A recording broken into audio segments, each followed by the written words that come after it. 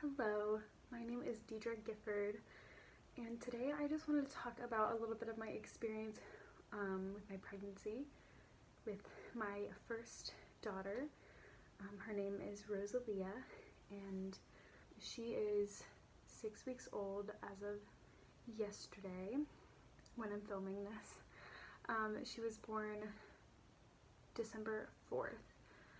Everything is still very new and still trying to figure everything out, but I wanted to talk about my pregnancy experience with her, just to kind of see if I can help anyone who's watching this maybe get through a similar experience. So when I was going in for my 12 weeks pregnant appointment with my OBGYN, they asked me if I had had any genetic testing done so far, and I said I hadn't. And so they said, okay, well, we're just gonna draw your blood and run it for some tests. And I was like, okay. They were like, it's completely routine, and you probably won't hear back from us about the lab results. You will only get a call if your results were abnormal. And I was like, okay, cool, sounds good. So I went, I got my blood drawn, and a couple weeks later, probably 3 weeks later, I was at home and I got a phone call from North Carolina, and I had just moved here. So really the only people from North Carolina who called me were my doctors at that point. I get a call and I answer it, and as soon as I answered it, I think I kind of knew what was gonna be said. And when she asked me if I had a minute to talk, and if I was alone, I knew she wasn't bringing good news. I sat down on my bed, and she said, so I don't want you to worry, but your lab results did come back abnormal. Your hormone levels are consistent with other women who have had children with genetic defects in spina bifida. And I was like, okay. And she was like, this isn't a diagnosis. We need to run some more tests, and we need to get a specialized ultrasound. So we're gonna schedule you an appointment with UNC Hospital, Fetal Maternal Medicine. And I was like, okay. So a week later, so they had called me to set it up a couple days after that, and they were like trying to tell me because of COVID stuff that I wouldn't be able to get an ultrasound done. And I was like, that doesn't seem right. Like, I need to get an ultrasound done. We need to confirm this diagnosis.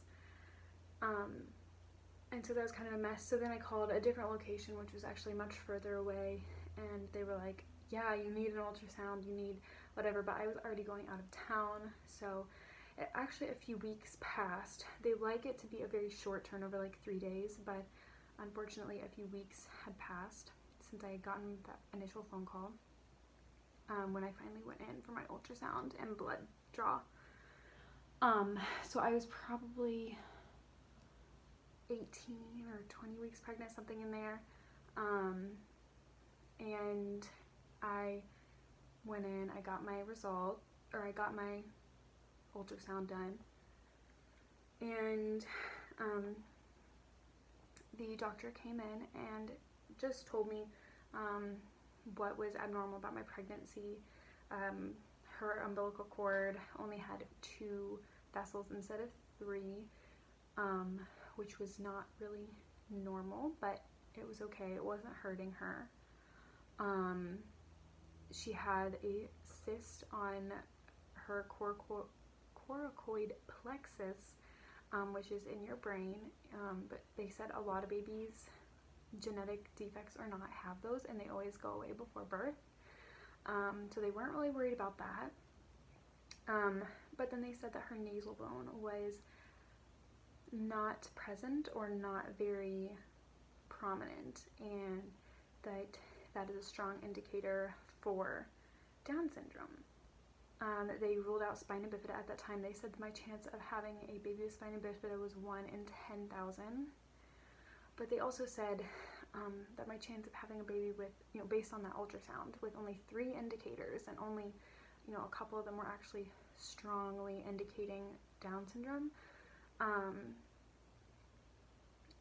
They said still, because there's so few indicators, that my chance of having a baby with Down syndrome was 1 in 139, so less than 1% chance. And so then they asked me how I would like to proceed. Basically, at this point, what was offered to me was a cell-free test where they draw my blood and they look at my my karyotype, my genes, and all of my cells, and because some of the baby's cells from the placenta are in the mother's blood, they found evidence of Down syndrome. They said it was a 1 in 90, or that it was a 95% chance that I would have a baby with Down syndrome. And I got that call about a week later. And to be honest, I was heartbroken for her. No mother wants their child to be sick. Everyone wants their baby to be healthy and happy, and I thought when I got that diagnosis that those things were being taken away from her and from me. And so many fears ran through my head at that time.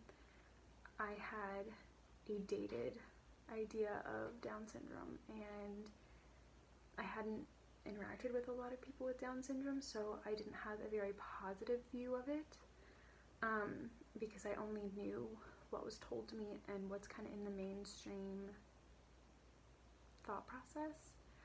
So I thought, she's going to live with me forever. We're going to be financially burdened for the rest of our lives. We're never going to be able to go on vacations or do fun things because our life will be centered around taking care of her. I thought, she's going to be sick forever. I would not have as much joy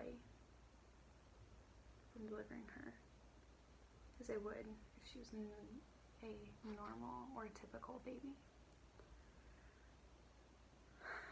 I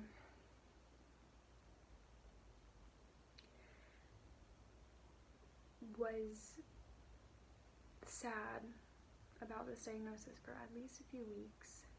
I cried a lot. And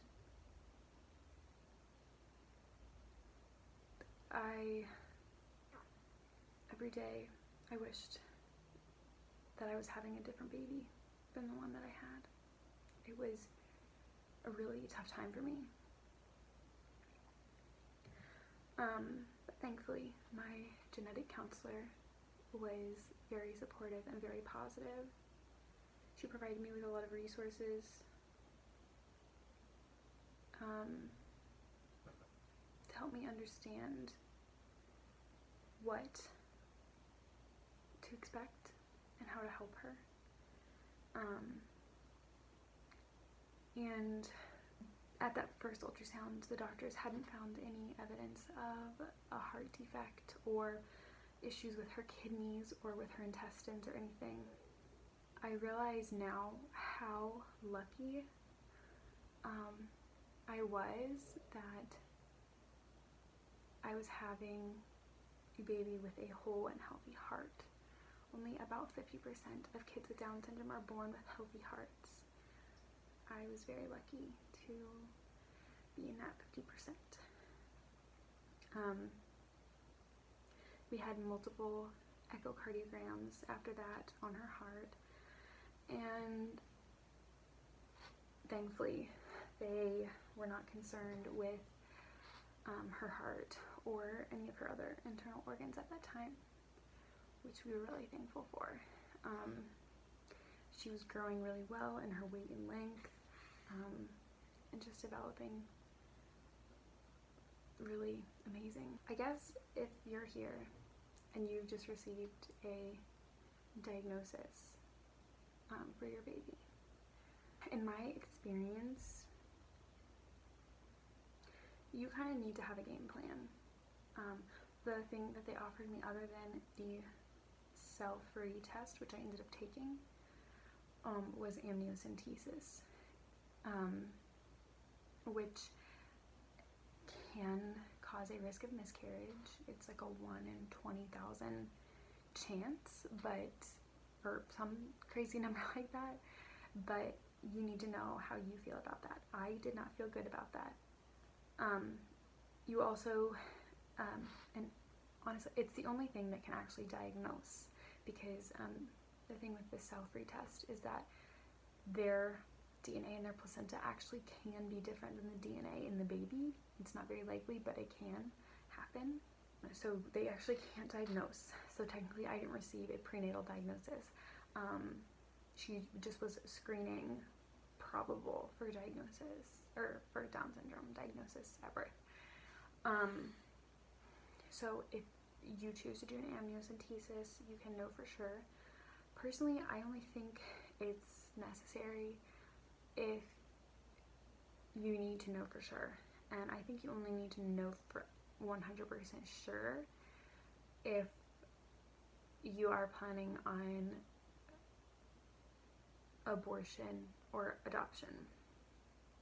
Personally, I would never consider either of those for any of my children. You know, that's something that you kind of need to figure out. You need to have a game plan. If you do choose that you want to keep the baby, I would suggest finding some resources. A book that I was given in the hospital was A Parent's Guide to Down Syndrome. There was also a book called Diagnosis to Delivery that I read, which was really helpful. It's very healthy to have an updated view of what Down syndrome is, how Down syndrome can affect your child. As far as my pregnancy went, the only thing that was really different about my pregnancy from any other pregnancy is the echocardiograms that I did about once a month, and the NSTs, which are non-stress tests, which were every 2 weeks, I think. Also, they suggested that I get induced because babies with Down syndrome can have a higher risk of miscarriage or stillbirth, especially if they are in utero for longer than 40 weeks. So those are the only real differences. As far as pregnancy, I definitely want to kind of share updated, what was different as far as the newborn stage, as far as, her growth and development as she gets older. So definitely be looking out for those. But I hope that this was helpful for any of you guys who are going through this as well. Just know that you're not alone. Just know that it gets better, because although the emotional part is really hard at first, you begin to fall in love with your baby. You see them on all those ultrasounds, and you hear her heartbeat, and you feel her kicks, and you really do fall in love with them.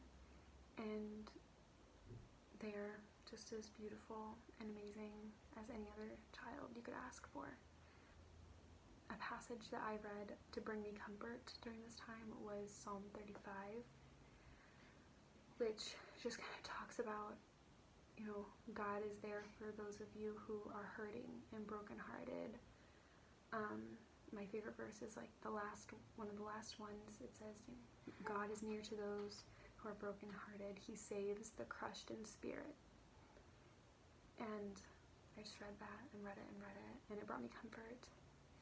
I prayed and prayed and prayed, and it brought me comfort. So that's my biggest advice to you, is lean on your support systems, lean on God, and just know that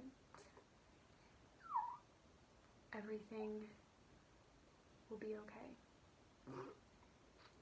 But thank you so much for watching. Definitely subscribe if you would like to see more videos on raising a child with Down syndrome, or just mama related videos in general. And I will see you guys in the next one.